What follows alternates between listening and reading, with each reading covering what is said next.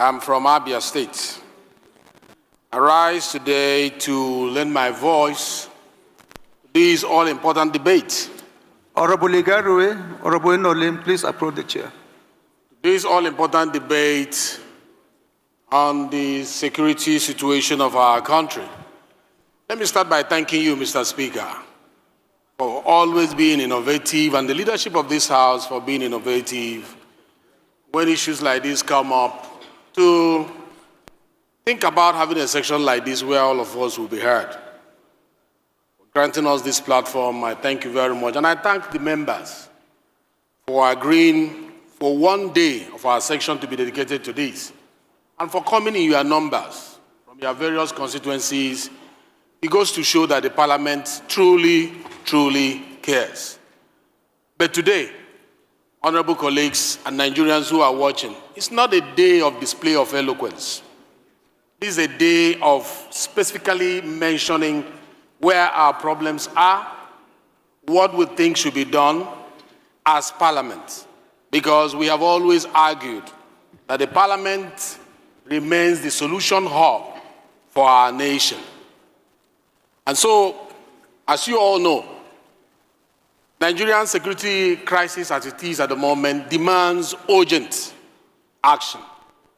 And I've been able to put down one or two things so that I will not forget in my presentation. I also save time for some of you who want to deliberate on this.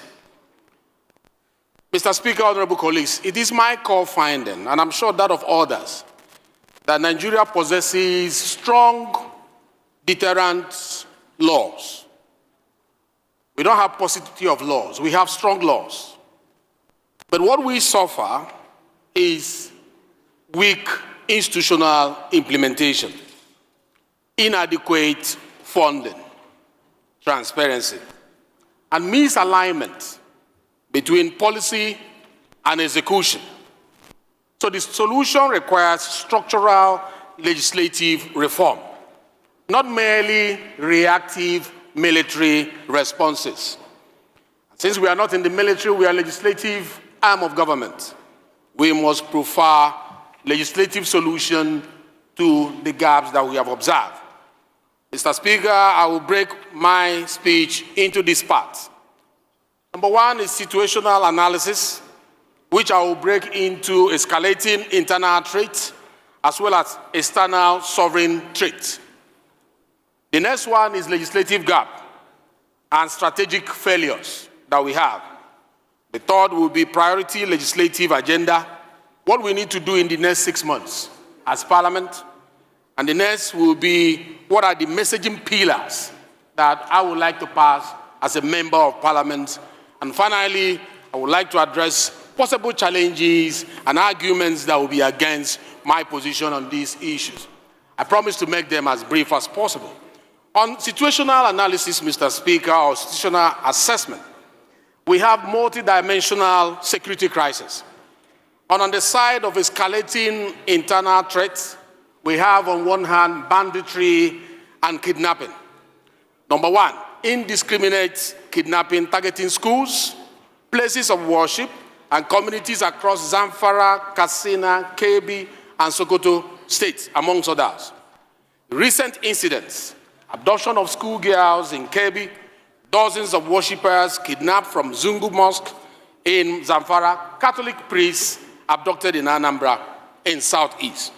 Number three on that is critical development.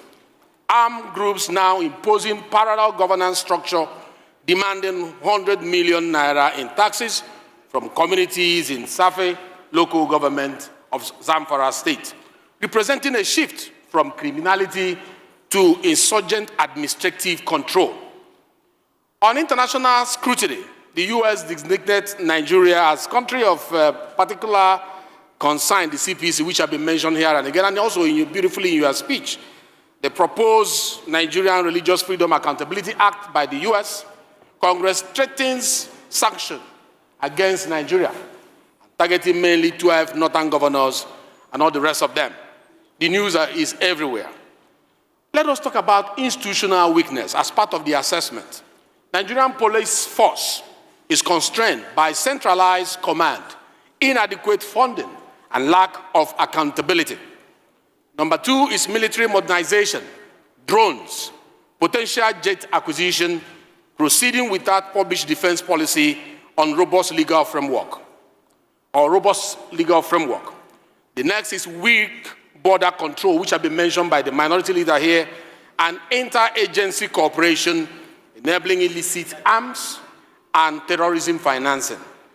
Mr. Speaker, on external sovereignty threat, the U.S. political pressure is there. Number 1, President Trump threatened military strike against Nigeria over Christian killing. Number 2, analysts view this as political theater with low operational feasibility. It creates diplomatic and reputational risk. And also Nigeria must assert sovereignty while demonstrating domestic commitment to justice. We will respect our allies, but we will maintain the dignity of our sovereignty. That is the position of the Parliament. Mr. Speaker, the second one I mentioned I will be discussing is legislative gaps and strategic failures. Number 1 on that is amnesty problem. Mr. Speaker, honorable colleagues, despite strong anti-kidnapping laws like life imprisonment, death penalty for kidnapping, the practice continues because it is alleged that government entities negotiate with bandits and pay ransom.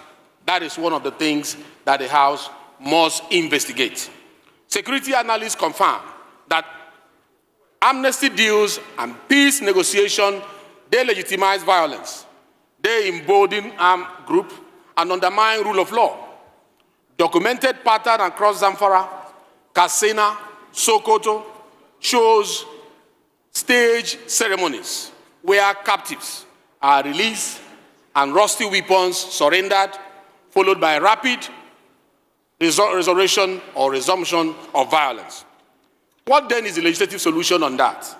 The legislative solution required there is to ban unstructured amnesty negotiation and ransom payment by any government entity. Mandate criminal justice enforcement over expediency. Number 2 on that list is police funding crisis. Mr. Speaker, the Nigerian police force suffers from the following. Number 1, low budgetary allocation with incomplete and late disbursement. Number 2 is unaccounted state government and private donation creating corruption channels. Number 3 is no transparent auditing mechanism. And this is not starting with this administration, it has been there before now. So what is the impact of this? The impact of this is that operational paralysis is observed, inability to plan effectively is observed, and perpetuation of inefficiency is also recorded. What then is the legislative solution? Because for every problem, there must be a solution. The legislative solution here is to mandate sustained, predictable funding, require rigorous record keeping, and audit all Nigerian police force fund, including donation. The number 3 is centralized policing model failure. Federal-only policing model cannot meet diverse localized security needs of 36 states and 774 local governments, Mr. Speaker. Let's tell ourselves the truth. Whether we call it state police, whether we call it community police, whether we call it local government police, the need to decentralize has become very necessary. Some argue for the amendment of Section 214 of the Constitution, and the second schedule, some say leave it as it is. Whatever it is important that we consider that. The next is critical sequencing. State police reform must allow Nigerian police force accountability reform to avoid replicating dysfunctional structure at the state level. The next is drone warfare regulatory lag. Nigeria's military successfully deploys indigenous Amebo Gulma and foreign CH-4 combat drones. They've done that successfully for precision strike. But there is, Mr. Speaker, today, no legal framework governing ethical use, accountability for civilian casualties or operational transparency. There is none, sir. It's one of the legislative gaps that we must look at. And the risk is that potential human rights violations expose Nigeria to international legal scrutiny and undermine tactical gains. What then is legislative solution that is required? We should enact comprehensive UAS operations and oversight act, known as Drone Act, mandating compliance with international targeting laws, accountability mechanisms, and independent investigation of civilian casualty incidents. That is how we can solve that problem. Let me go to my number 3 because I say it's 5 before I round up. The number 3 is priority legislative agenda. What do we need to do in our phase 1 between now and 6 months? What is the foundation of what we need to do? What is the crisis response that the parliament need to look into? Number 1 is anti-banditry resolution.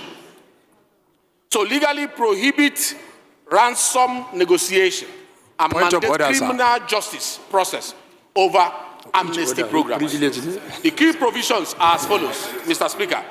Number 1, criminal penalties for government officials who negotiate ransom or authorize unstructured amnesty deals.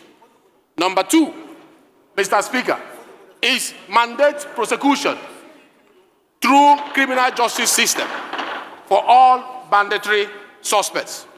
Number 3, establish transparent critical criteria for any future disarmament. There is no criteria for disarmament, for demobilization and reintegration program, following proper conflict resolution protocol, not ad hoc political deals.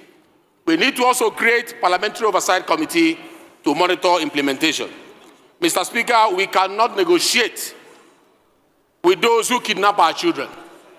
Mr. Speaker, those who terrorize our community, we should not negotiate with them. That is the truth.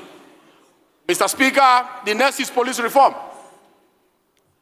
Number 1, the objective is to ensure transparent, predictable Nigerian police force funding and regulate state-private donation. Move policing to concurrent lease if this House so decide, enabling state and local government to have a say there. And in doing that, we should provide safeguards to be able to guide that. Mr. Speaker, I say so because a police force that cannot plan beyond the next paycheck cannot protect this nation. This new plan guarantees our police the predictable, transparent funding that they need while ensuring every naira is accounted for. State police is not a silver bullet, Mr. Speaker. It is a necessary evolution of our federal system, and we should be looking at that decentralization. These are the core message of my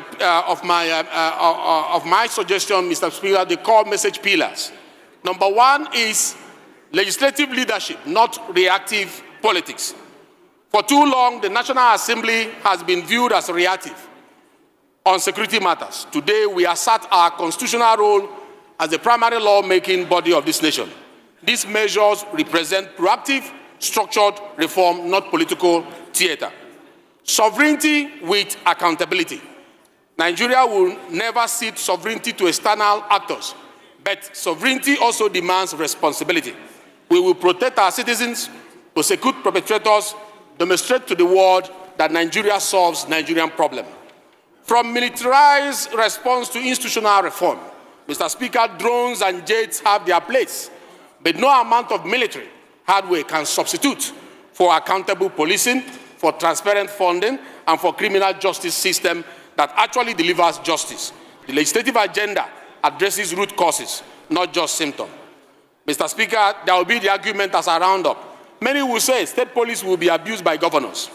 Let me respond by saying that is exactly why we are building in safeguards into this law, if we choose to do that. Many will say banning amnesty negotiation is too rigid. My response, Mr. Speaker, is show me one amnesty deal in Zamfara, Katsina, Sokoto, Southeast, wherever in Nigeria, that has produced lasting peace. What we have seen are staged ceremonies, rusty weapons surrendered, violence resuming within months. Security experts across the spectrum argue negotiating with bandits legitimizes criminality. This act doesn't prevent disarmament, demobilization, and reintegration program. It ensures they follow proper protocol, not ad hoc political deal. As I round up finally, these reforms are expensive. That will be the argument of some of you, of my members. I will respond by saying, the cost of insecurity far exceeds the cost of reform. Kidnapping, insurance premium, lost agricultural output, displaced population, closed schools, insecurity is bleeding this economy dry. Moreover, this agenda mandates transparency auditing, meaning we will finally know where security funds are actually going. Efficiency, not just expenditure. Thank you, Mr. Speaker, for this opportunity. Thank you, honorable members, for listening.